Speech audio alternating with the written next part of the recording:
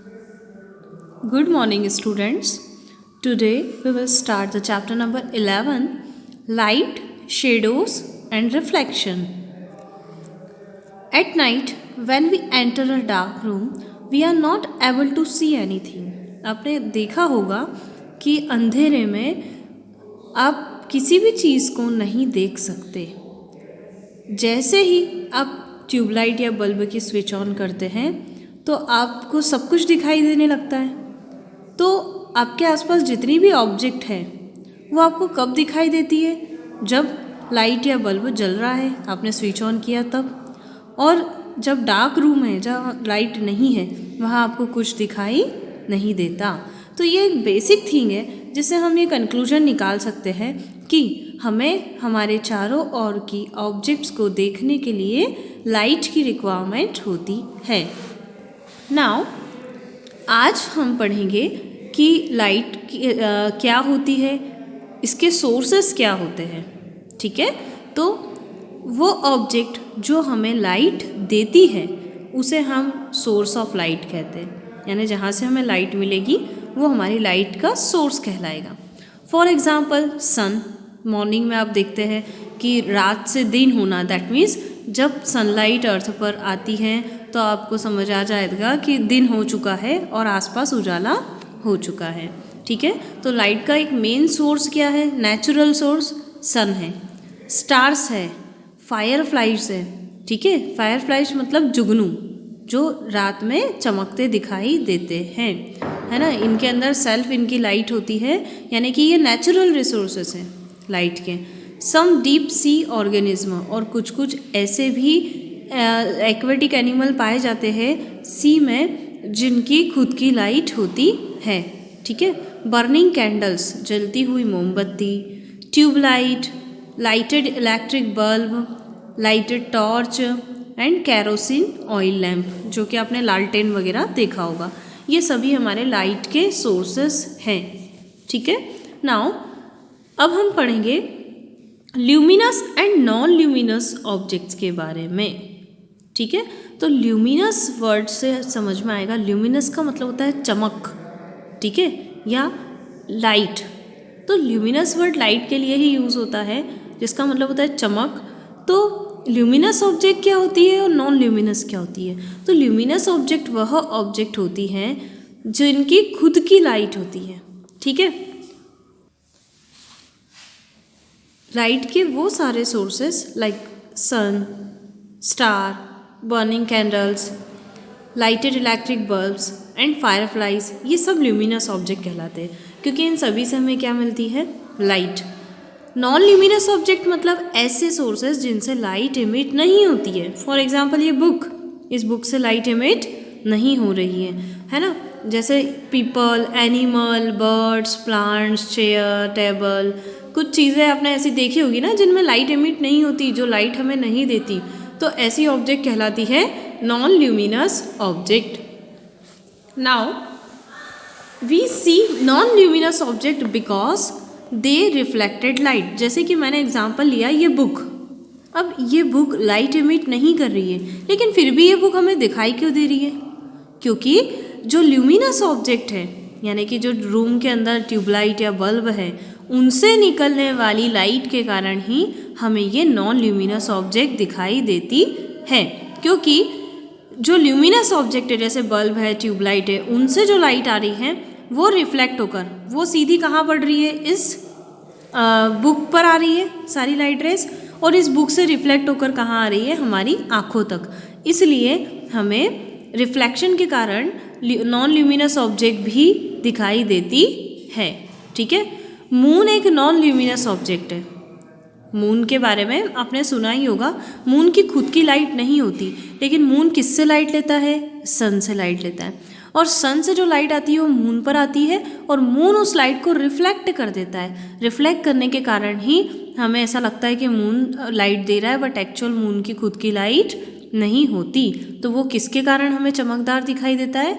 Reflection के कारण, क्योंकि सन से आने वाली लाइट जो मून सरफेस पर टकराती है और वहाँ से वो उस लाइट को रिफ्लेक्ट कर देता है, तो उसके कारण हमें ये दिखता है कि मून, वो लाइट रेज है जो सन मून से रिफ्लेक्ट होकर आ रही है, हमें लगता है कि वो लाइट रेज मून की खुद की है।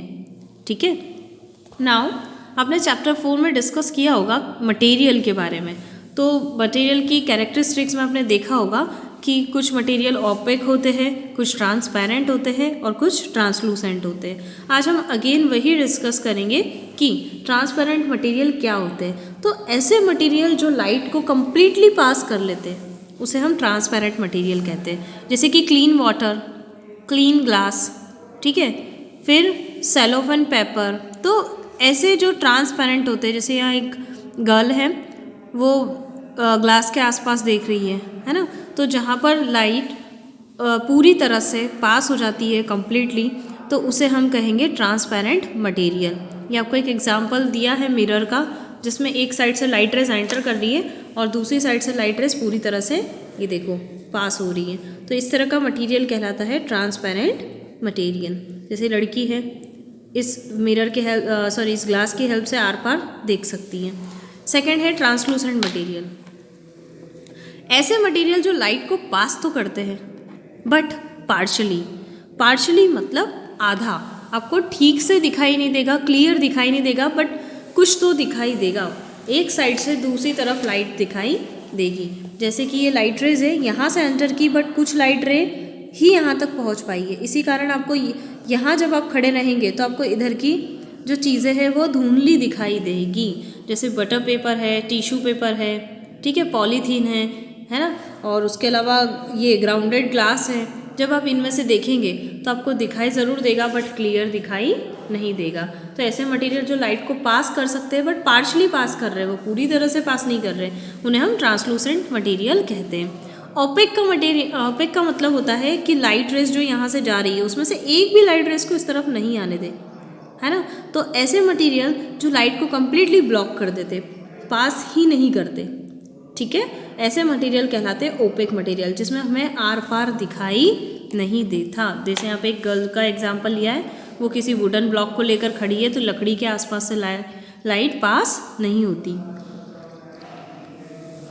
मेटल ले लो, कोई ब्रिक्स ले लो, ठीक है, ये सब ओपेक मटेरियल में आते हैं।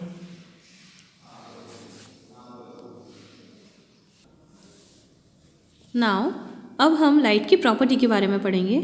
तो सबसे पहली प्रॉपर्टी जो आपने देखी होगी, ऑब्जर्व किया होगा कि लाइट हमेशा एक स्ट्रेट पाथ को फॉलो करती है, यानी कि लाइट रेज जो होती है हमेशा सीधी ट्रैवल करती है। तो जब आप किसी डार्क रूम में छोटी सी लाइट यानी कि टॉर्च को जब जलाते हैं तो आपने देखा होगा कि टॉर्च के अंदर से जो लाइट निकलती है वो बिल्कुल स्ट्रेट रास्ते को फॉलो करती है, स्ट्रेट पाथ को फॉलो करती है, ठीक है। तो उसी से आपको समझ आएगा कि लाइट कैसे, डार्कनेस यानी आसपास अंधेरा है और केवल टॉर्च से ही लाइट रेज निकल रही है, तो आप बहुत अच्छे से ऑब्जर्व कर सकते हो कि लाइट कैसी जा रही है, बिल्कुल सीधी। Now the property of light by which it travel in straight line, light की वो प्रॉपर्टी जिसमें वो स्ट्रेट पाथ को फॉलो करती है, ये property rectilinear propagation of light कहलाती है।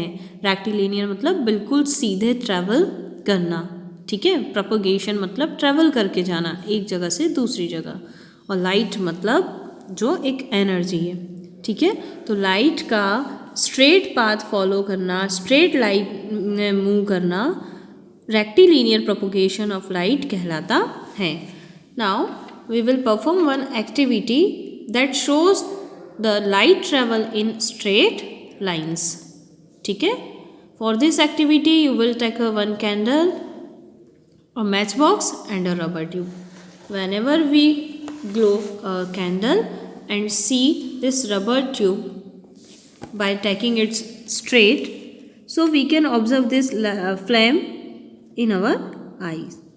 हमारी आँख में या हम आँखों के द्वारा इस कैंडल से, इस कैंडल की जो फ्लेम है इसका ऑब्जर्वेशन आसानी से ले सकते हैं। But whenever we will bend this rubber tube, we can't see this flame. जब हमने इसे बैंड किया तो हमें दिखाई नहीं देगा। Why? Because light always travel in straight path. Light बिल्कुल सीधा रास्ता फॉलो करती है, सीधा रास्ता मिलेगा तो वो ईजिली ट्रैवल करके आइस तक पहुंच जाएगी। बट अगर आपने रबर ट्यूब बैंड की है तो वो यहाँ तक ही पहुँच पाएगी, उसके बाद ये सीधा रास्ता नहीं है। इस तरीके से लाइट इस ट्यूब के अकॉर्डिंग शेप नहीं ले सकती, लाइट सीधी ट्रैवल करती है, तो इसलिए हमें यहाँ पर फ्लेम दिखाई नहीं देगी। तो ये एक एक्टिविटी थी जिससे आपको ये समझ में आएगा कि लाइट हमेशा सीधे पाथ को फॉलो करती है। Now no more propagation of light, that means the rectilinear motion. Propagation का मतलब मैंने अभी आपको बताया कि लाइट का ट्रैवल करना एक पाथ से एक पॉइंट से दूसरे पॉइंट तक, वो उसका प्रोपोगेशन कहलाता है। और रेक्टिलिनियर प्रोपोगेशन कैसा होता है लाइट का, रेक्टिलिनियर मोशन को फॉलो करता है, ठीक है। और जिसको आप रिप्रेजेंट कर सकते हो एक रे या बीम से। रे मतलब एक सिंपल सी लाइन, ठीक है। रे के बारे में आप जानते ही होंगे, जो किसी एक पॉइंट से स्टार्ट होती है, मैथ्स में आपने देखा होगा, और बिल्कुल सीधी जाती है और एक एरो से हम उसे रिप्रेजेंट कर सकते हैं, ठीक है, इस तरह से। तो लाइट को भी हम ये कंसिडर कर लेते हैं कि एक सीधी लाइन है जिसमें एरो है, और वो एरो लाइट के ट्रैवल की डायरेक्शन शो करता है कि लाइट किस डायरेक्शन में ट्रैवल करती है। रेज को आपको जानते ही होंगे कि जो एक पॉइंट से स्टार्ट होती है, बट एरो का मतलब होता है लगातार आगे की तरफ सीधी चलती जाती है। तो यहाँ पर लाइट को रे के फॉर्म में समझाना इसलिए ज़रूरी था क्योंकि हमें पता है कि लाइट कैसी ट्रैवल करती है, बिल्कुल स्ट्रेट। तो स्ट्रेट ट्रैवल करना मतलब बिल्कुल सीधे जाना, तो इसीलिए हम लाइट को हम रे के फॉर्म में टर्मिनोलॉजी यूज़ करते हैं, क्योंकि पॉइंट मतलब वो सोर्स जहाँ से लाइट जनरेट हुई है, उसके बाद लाइट इनफाइनाइट लेंथ तक चलती जाती है। और बीम का मतलब क्या होता है, जब ऐसी कई सारी छोटी छोटी रेज आपस में मिल जाए तो जो पैकेट बनता है या पूरा कंबाइन फॉर्म है उसे हम बीम कहते हैं। बीम का मतलब होता है कलेक्शन ऑफ रेज, ठीक है। और वो सारी रेज जो पैरेलल हो भी सकती है और ना भी हो, बट वो एक लाइट सोर्स से जनरेट हो रही है और बिल्कुल आगे की तरफ चलती जा रही है, तो वो सारी रेस का कलेक्शन कहलाता है बीम। देखो ये एक सिंगल लाइन है तो उसे हम रे ऑफ लाइट कहेंगे। फिर बीम अगर बहुत सारी रेज है और पैरेलल है तो उसे हम बीम ऑफ पैरेलल रेस कहेंगे, ठीक है। और ये जो है थर्ड वाला डायग्राम, जिसमें किसी एक पॉइंट से, मान लो ये कोई बल्ब है, यहाँ से लाइट रेस जनरेट हो रही है, तो हो सकता है चारों डायरेक्शन में जाए, हो सकता है पैरेलल जाए, तो पैरेलल जाएगा तो बीम ऑफ पैरेलल रेस कहा जाएगा, और पैरेलल नहीं जाते हुए चारों डायरेक्शन में चला जाए तो beam of rays coming from a point source of light, तो भी ये बीम कहलाएगा और तो भी ये बीम कहलाएगा, दोनों ही केस में ये बीम कहलाएगा। बट आप इतना याद रखिए कि रेस का कलेक्शन बीम कहलाता है। और रेक्टिलिनियर प्रोपोगेशन होता है लाइट का, वो ये आपको एक्सप्लेन करता है कि इससे रिलेटेड कई सारे ऐसे फिनोमिना हैं जो आपने अपनी डेली लाइफ में देखे हैं, जिसे हम वन बाय वन डिस्कस करेंगे। जैसे कि शेडो बहुत कॉमन थिंग है। आपने देखा है कि जब आप किसी भी ऑब्जेक्ट की एक साइड लाइट रहती है और दूसरी साइड डार्क रहता है, ठीक है, तो जो लाइट है वो उस ऑब्जेक्ट से टकराकर उसके पीछे शेडो बनाती है, ठीक है। वो जो डार्क रहता है वो क्या है, डार्क पोर्शन, उसकी शेडो कहलाता है। यहाँ एक कॉमन एग्जांपल लिया है कि आप इस तरह से एक टेबल पर एक बुक लीजिए और बुक के एक साइड टॉर्च से लाइट कीजिए, तो आप देखेंगे कि ये बुक कैसा मटेरियल है, ओपेक मटेरियल है। ओपेक मटेरियल है तो इसमें से लाइट पास नहीं होगी, तो बुक के आसपास से लाइट पास ज़रूर हो जाएगी, पर जो बुक का पोर्शन है, जितना जितना पोर्शन बुक का है वहाँ से लाइट पास नहीं होगी। तो उसके दूसरी साइड जहाँ लाइट पास ही नहीं हुई है तो वो वाला पोर्शन कैसा होता है, डार्क हो जाएगा, जिसे हम शेडो कहते हैं। आपने खुद की भी परछाई देखी होगी, जब आप धूप में, सनलाइट में, जब नॉर्मली रोड पर वॉक करते हैं तो आपने देखा होगा कि जब सनलाइट आपके एक साइड है तो आपकी बॉडी एक ऑपेक है, वो सनलाइट को पास नहीं होने देती है, तो दूसरी साइड आपकी शेडो बन जाती है, क्योंकि वो शेडो वो पैचेस है जो जहाँ पर लाइट पास नहीं होती, इसलिए वहाँ पर डार्क कलर शो होता है। तो शेडो क्या होती है, एक डार्क कलर की स्पेस या शेड है जो उस ऑब्जेक्ट के साइज़ के बराबर होती है या उससे बड़ी छोटी लाइट के अकॉर्डिंग हो जाती है। Formed behind an opaque object, जो किसकी हेल्प से बनती है, ओपेक ऑब्जेक्ट की। ट्रांसपेरेंट ऑब्जेक्ट कभी शेडो नहीं बनाएगी और ट्रांसलूसेंट भी शेडो बनाएगी लेकिन प्रॉपर ब्लैक पैचेस नहीं बनाएगी। तो शेडो बनाने के लिए हमेशा किसकी ज़रूरत होती है, एक ओपेक ऑब्जेक्ट की जो लाइट को पास ना करे। When it blocks light from any source of light, यानी शेडो कब बनती है, शेडो एक डार्क कलर की स्पेस है जो ओपेक ऑब्जेक्ट से बनती है, क्योंकि ओपेक ऑब्जेक्ट उस लाइट को ब्लॉक कर देता है जहाँ सोर्स ऑफ लाइट है। देखो ये सोर्स ऑफ लाइट था और यहाँ तक आने के बाद ये ओपेक ऑब्जेक्ट ने इस सोर्स ऑफ लाइट से आने वाली लाइट को रोक लिया, तो इसके पीछे की तरफ शेडो बन गई। यानी शेडो बनने के लिए कंडीशन आप बहुत अच्छे से समझ सकते हैं कि सबसे पहले आपके पास जो ऑब्जेक्ट है वो ओपेक होना चाहिए। ठीक है, पहली कंडीशन क्या है, आपके पास जो शेडो है वो ओपेक होना चाहिए, जो ऑब्जेक्ट है वो ओपेक होना चाहिए। दूसरा, आपके पास लाइट का सोर्स होना चाहिए। और तीसरा, पीछे स्क्रीन होनी चाहिए जिस पर शेडो बनती है। अगर स्क्रीन ही नहीं होगी या पीछे कोई बेस ही नहीं होगा तो फिर शेडो कैसे मिलेगी, फिर ब्लैक पैचेस कैसे मिलेगा। तो आपको 3 चीज़ें बहुत ज़रूरी होती है, एक लाइट सोर्स, दूसरी ओपेक ऑब्जेक्ट और तीसरी स्क्रीन। ठीक है, तो एक एक्टिविटी हम देखेंगे to show that the source of light is needed for the formation of shadow.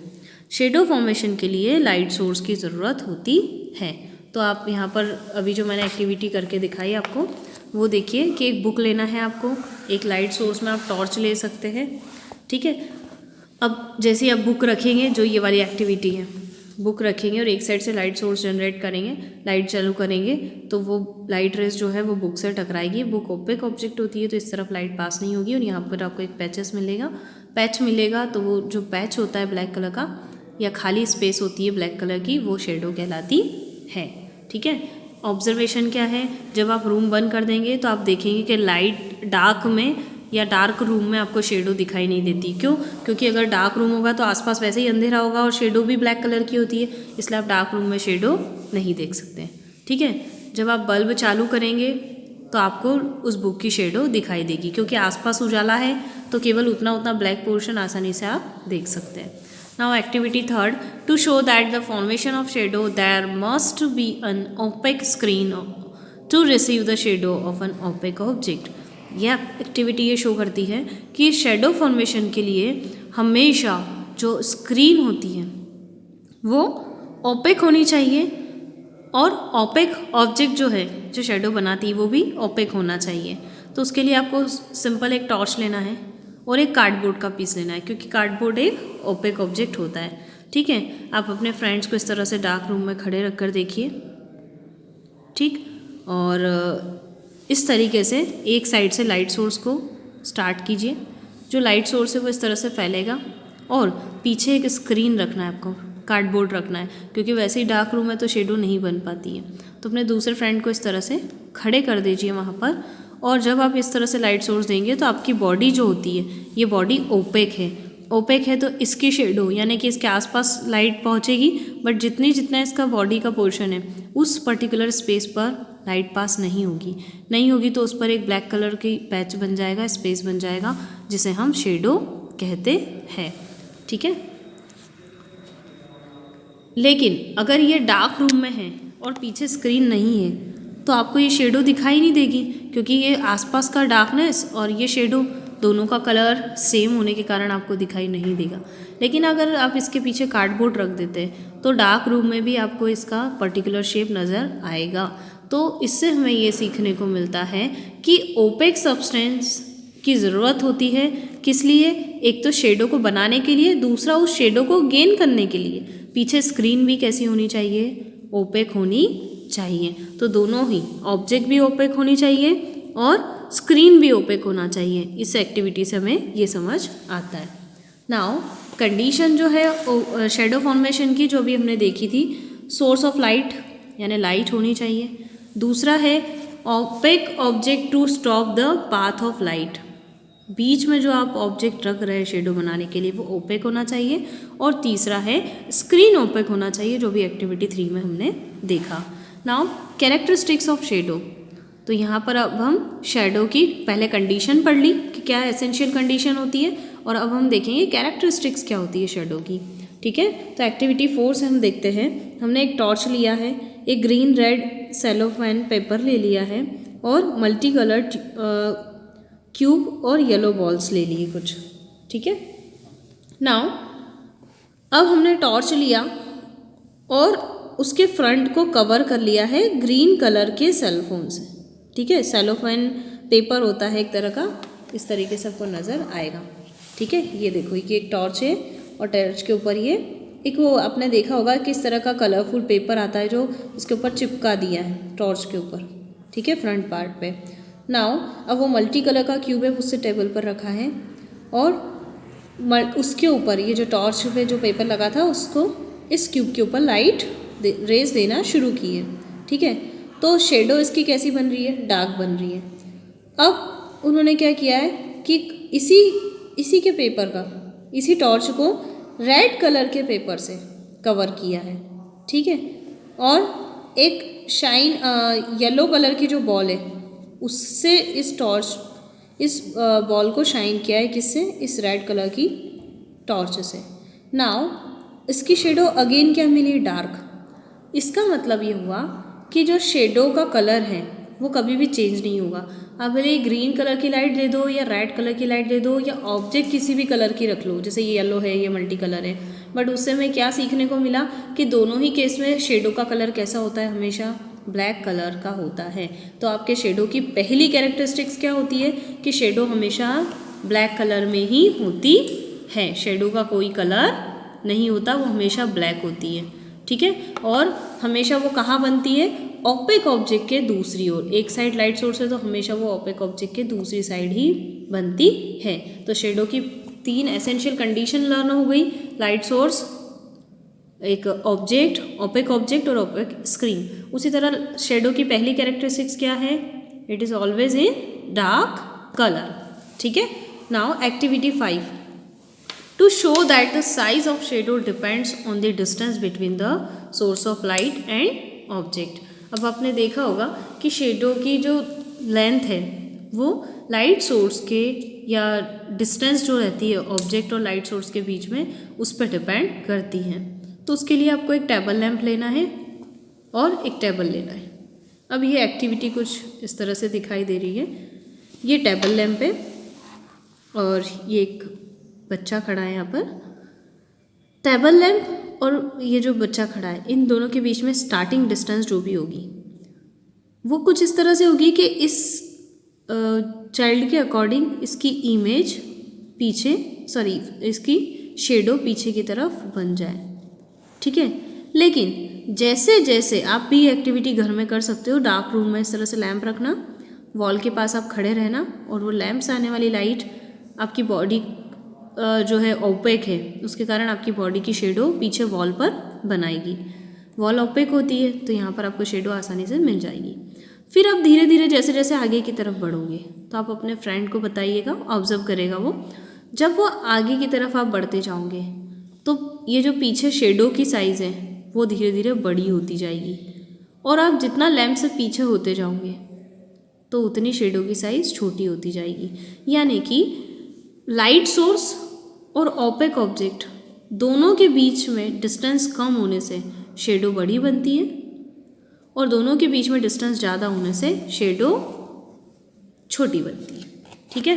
तो इससे हमें 2 कंक्लूजन समझ में आ गया कि लाइट सोर्स और ऑब्जेक्ट दोनों के बीच की डिस्टेंस पर शेडो की साइज़ डिपेंड करती है। देखो ये बच्चा है, आगे की तरफ खसका तो इसकी शेडो कैसी होती जा रही है, बड़ी होती जा रही है। तो जब लाइट सोर्स और ओपेक ऑब्जेक्ट के बीच की डिस्टेंस कम होती है तो शेडो बड़ी होती है और दोनों के बीच की डिस्टेंस ज़्यादा होती है तो शेडो छोटी होती है, ठीक है। और स्क्रीन, अब ये तो था लाइट सोर्स और ऑब्जेक्ट की बात थी, अब हम स्क्रीन की बात करते हैं, ठीक है। जैसे जैसे हम स्क्रीन की साइज़ को बड़ी करते जाएंगे, ठीक, तो शेडो की साइज़ भी बड़ी होती जाएगी और जब हम स्क्रीन की साइज़ को छोटे करते जाएंगे तो शेडो की साइज़ भी छोटी होती जाएगी। नाउ कैरेक्टरिस्टिक्स अब हम पढ़ते हैं। एक्टिविटी हमने देख ली है। पहली कैरेक्टरिस्टिक्स जो मैंने अभी आपको एक्टिविटी से समझाई कि हमेशा कैसी होती है, डार्क कलर की होती है। किसी भी कलर की ऑब्जेक्ट आपने रख दी हो या किसी भी कलर का लाइट सोर्स हो, बट हमेशा शेडो किस कलर में होगी, ब्लैक कलर या डार्क कलर में होगी। It is only shows that the dark outlines of an object and not details of the object. ये सिर्फ क्या करती है, जो ऑब्जेक्ट है उसी की एक डार्क इमेज बनाकर, डार्क शेड ऐसी आउटलाइनिंग बनाकर दे देती है। पूरा पोर्शन ब्लैक होता है, जिसके कारण आप ऑब्जेक्ट की डिटेल पता नहीं कर सकते। जैसे एक पर्सन खड़ा है तो वो पर्सन कैसा दिखता है, उसकी आइज़ कैसी है, उसका प्रॉपर नोज़ कैसी है, उसने कौन से कलर के क्लोथ पहने हैं, ये कोई भी डिटेल आपको शेडो से पता नहीं चलेगी। सिर्फ शेडो से आपको ब्लैक पैच दिखाई देगा जो एक आउटलाइनिंग बनी होगी उसकी पूरी बॉडी के अकॉर्डिंग, ठीक है। बाकी कोई फर्दर डिटेल आपको नहीं मिलेगी। Now it is formed in the direction opposite to the source of light. जिस साइड सोर्स ऑफ लाइट होता है उसकी जस्ट अपोजिट साइड ही शेडो बनती है। नाउ शेडो की साइज़ होती है वो डिपेंड करती है distance between the object and the screen as well as distance between the object and the source of light. Object से स्क्रीन के बीच की डिस्टेंस और ऑब्जेक्ट से लाइट के बीच की डिस्टेंस, दोनों पर ही शेडो की साइज़ डिपेंड करती है। Shape and size of the shadow also varies with it position of source of light. अभी तक हमने सिर्फ ऑब्जेक्ट को मोशन करवा के देखा था कि इन दोनों की डिस्टेंस और इन दोनों की डिस्टेंस दोनों के अकॉर्डिंग वेरी होता है। बट अगर ऑब्जेक्ट वहीं खड़ी हो और लाइट सोर्स की डिस्टेंस कम ज़्यादा हो तो भी ऑब्जेक्ट की साइज वेरी करती है। उसके लिए एग्जांपल दिया है यहाँ पर कि ये सनराइज जो होता है मॉर्निंग में, ठीक है, तो जब आप सन की आपसे डिस्टेंस ज़्यादा है इस कंडीशन में तो आपकी शेडो देखना यहाँ पर हमेशा इस तरफ बड़ी बनेगी। जैसे जैसे सन ऊपर की तरफ जाता है तो ये डिस्टेंस कम होती जाती है, तो आपकी शेडो की डिस्टेंस भी क्या होती जाती है, छोटी होती जाती है। जब सन करेक्ट आपके सर पर है, ठीक है, तो शेडो की डिस्टेंस बहुत ही छोटी हो जाती है। फिर ये थोड़ी सी डिस्टेंस मेंटेन हुई सनसेट के टाइम की, तो इसकी थोड़ी सी साइज़ बढ़ गई और फिर ये सनसेट के टाइम पर इसकी शेडो की साइज़ अगेन बड़ी होती है। यानी लाइट सोर्स को जैसे जैसे मोशन होता रहता है, लाइट सोर्स ऑब्जेक्ट से जितना दूर पास रहता है उसके अकॉर्डिंग शेडो की साइज़ भी वेरी करती है। Shadow can also mislead us about the shape of the object. हमें ऑब्जेक्ट के शेप के बारे में क्लियर इन्फॉर्मेशन नहीं देती। We can use our finger to, अब देखो यहाँ पर ऐसा क्यों कहा गया है कि मिसलीड करती है, दैट मीन्स ऑब्जेक्ट कैसी है ये आपको समझ नहीं आएगा। केवल उसकी ब्लैक आउटलाइनिंग से आप कई बार कंफ्यूज हो जाते हो। जैसे कि ये कुछ एक्टिविटी है, आप अपने हैंड से जो बना रहे हैं तो ये दिख कैसा रहा है, गोट की तरह दिख रहा है। इसमें एक डियर नज़र आ रहा है, इसमें स्नैक नज़र आ रहा है, इसमें डॉग नज़र आ रहा है। तो शेडो में एक्चुअली ये क्या है, आपकी हैंड्स और फिंगर्स के मूवमेंट है, बट उसके कारण आपने इधर क्या बनाया, ये रैबिट नज़र आ रहा है पूरा, ठीक है, फिर ये बर्ड नज़र आ रहा है। तो ये आपके हैंड है, बट शेडो में ये क्या दिख रहा है कि एनिमल दिख रहा है। यानी कि ये इन्फॉर्मेशन पूरी नहीं दे पाती है कि पर्टिकुलर ऑब्जेक्ट कैसी है, ठीक है। और ये एक्टिविटी आप घर पे भी कर सकते हैं। नाउ पिन होल कैमरा के बारे में पढ़ेंगे। पिन होल कैमरा क्या होता है, तो we can see the images of different object using a pinhole camera. Pinhole camera की हेल्प से आप अलग अलग ऑब्जेक्ट की इमेजेस देख सकते हैं। It is based on the principal that light travels in a straight line. Pin hole camera का मेन प्रिंसिपल क्या है, अभी हम कैमरे को भी देखेंगे किस तरह से बनाया गया है, पर सबसे पहले आप ये लर्न कीजिए कि ये किस कंसेप्ट पे बना हुआ है। तो ये लाइट पर बेस्ड है, और लाइट की कौन सी प्रॉपर्टी यूज़ की है, लाइट की स्ट्रेट पाथ को फॉलो करने की जो प्रॉपर्टी है उस बेस्ड ये बनाया गया है। अब मेथड, एक आपको मीडियम साइज़ का कार्डबोर्ड बॉक्स लेना है, ठीक है, अंदर से उसको कलर करना है, ठीक, ब्लैक कलर का कलर आप करना है, ठीक है। यहाँ पर आप देख सकते हैं कुछ इस तरह का बॉक्स लेंगे आप और ब्लैक कलर करेंगे। इस बॉक्स को ब्लैक कलर से पेंट किया गया है और निडल की हेल्प से एक छोटा सा होल किया है, आपको नज़र आ रहा होगा, जिसे उन्हें पील होल कहा है इस तरह से, ठीक है। इस कार्डबोर्ड की एक साइड पर छोटा सा होल किया है जिसे पिन होल कहते हैं। अब एक रेक्टेंगुलर पोर्शन कट किया है यहाँ से दूसरी वाली साइड से, ठीक है, और जहाँ पर बॉक्स जहाँ पर पिन होल बनाया उसके जस्ट अपोजिट साइड है, ठीक है। अब इस रेक्टेंगुलर जो होल बनाया गया है इसको हम बटर पेपर या शीट लगाकर कवर कर देते हैं, यानी ये जो बीच में गैप है इस पर क्या चिपका दिया है हमने, बटर पेपर। ये हमारी क्या बन गई है, स्क्रीन बन गई है, ठीक है। और या फिर पेपर शीट या एडहेसिव टेप से आपको उसे चिपका देना है। और ये जो पेपर शीट है ये आपका स्क्रीन का काम करेगी, ठीक है। अब आपका पिन होल कैमरा रेडी हो चुका है।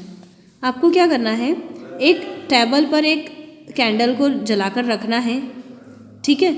और ये जो पिन होल कैमरा है उसको कुछ इंच की दूरी पर, ज़्यादा डिस्टेंस पर नहीं रखना है, कुछ इंच की दूरी पर आपको यहाँ पर रखना है। और जब आप कुछ इस तरीके से पिन होल से कुछ दूरी बनाते हुए, और ये जो कैंडल की हाइट है, इसकी फ्लेम की हाइट है, वो एटलीस्ट इस होल के लेंथ के बराबर होनी चाहिए। ऐसा ना हो कि आपने बिल्कुल छोटी सी कैंडल ले रखी है और होल पिन होल ऊपर है, ठीक है। तो ये एटलीस्ट इस हाइट का होना चाहिए जहाँ पर पिन होल की इसकी फ्लेम और पिन होल आमने सामने हो, ठीक है। कुछ दूरी पर इसको जब आप रख कर देखेंगे तो एक्चुअल आपकी फ्लेम ए और बी है, ठीक है। इस छोटे से होल से जितनी भी लाइट यहाँ से पास हो रही है, तो हम नंबर ऑफ लाइट ना लेते हुए केवल 2 लाइट लेंगे। कौन सी 2 रे लेंगे, एक सबसे ऊपर वाली और एक सबसे नीचे वाली। ये सबसे टॉप से निकलने वाली जो लाइट रे होगी वो इस होल के अंदर पास होती हुई, अब ये कैसी जाएगी, लाइट का एक कंसेप्ट है कि वो हमेशा सीधी ट्रैवल करती है। तो ये जैसे भी निकली है, जिस भी एंगल से टेढ़ी जाती जा रही है, मतलब ये जाएगी एकदम सीधे। तो सीधे जाने के चक्कर में ये कहाँ की ओर जाएगी, नीचे की ओर। जबकि नीचे वाले पोर्शन से जो लाइट रे निकली है वो आगे की तरफ स्ट्रेट पाथ को फॉलो करती हुई किस तरफ चले जाएगी, ऊपर की ओर। और जब आप यहाँ पर देखेंगे इस तरफ से, तो आपको इस फ्लेम की जो इमेज है, ये ओरिजिनल ऑब्जेक्ट है, इस फ्लेम की जो इमेज है वो इधर स्क्रीन पर मिल जाएगी। और अगर इसका आपने ए और बी नेम दिया है तो इसकी इमेज क्या होगी, उल्टी है, यानी कि आप इसका नाम देंगे बी डैश ए डैश, ठीक है। तो इमेज किसे कहते हैं, ये आपकी एक्चुअल ऑब्जेक्ट थी, पर इस ऑब्जेक्ट को आपने दूसरी कॉपी इस स्क्रीन पर ली है, जिसे आप इसकी इस ऑब्जेक्ट की इमेज कहते हो, ठीक है। जिस प्रकार आप मिरर में देखते हो तो आप खुद ओरिजिनल ऑब्जेक्ट हो, बट आपका फेस कहाँ दिखाई दे रहा है, मिरर में। तो आपके फेस की एक कॉपी दिखाई दे रही है मिरर के अंदर, तो मिरर के अंदर जो दिख रहा है वो आपकी इमेज है, जबकि ऑब्जेक्ट कौन है, आप खुद, ठीक है। तो इससे हमें क्या समझ में आया कि जो इमेज बनती है पिन होल कैमरा से वो इन्वर्टेड होती है। जैसे फ्लेम की जो इमेज थी वो उल्टी बनी है, इन्वर्टेड है, ठीक है। ऐसा क्यों, क्योंकि लाइट हमेशा स्ट्रेट पाथ को फॉलो करती है, इसीलिए ये जो इमेज है वो डिमिनिश यानी थोड़ी सी छोटी भी बनी है, और स्ट्रेट पाथ को फॉलो करने के कारण लाइट एक दूसरे को क्रॉस कर जाती है, ऊपर वाली नीचे, नीचे वाली लाइट रेज ऊपर चले जाती है और इमेज उल्टी बन जाती है, ठीक है। जैसे जैसे हम पिन होल की साइज़ को बड़े करते जाएंगे, ठीक, और कम से कम एक रे उसमें से एक से ज़्यादा रे पास हो जाए, क्योंकि यहाँ पिन होल हमने इतना छोटा रखा है कि एक रे ऐसी गई और एक रे ऐसी गई, लेकिन हम इसको बड़ा करेंगे तो ज़्यादा से ज़्यादा रेस पास होती जाएगी, ठीक है।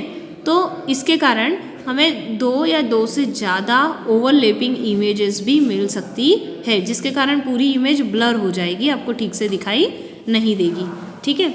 Now use of pin hole camera, इसका क्या यूज़ है, तो पिन होल कैमरा का यूज़ ये है कि आप जब कोई दूर रखा हुआ ट्री है, ठीक है, या बिल्डिंग है, उसकी एक छोटी से छोटी इमेज आप एक छोटी सी स्क्रीन पर ले सकते हो। कई बार आप व्हीकल या जो रोड पर पीपल मूव कर रहे हैं बहुत तेज या ब्राइट लाइट में, उसकी एक इमेज ले सकते हो।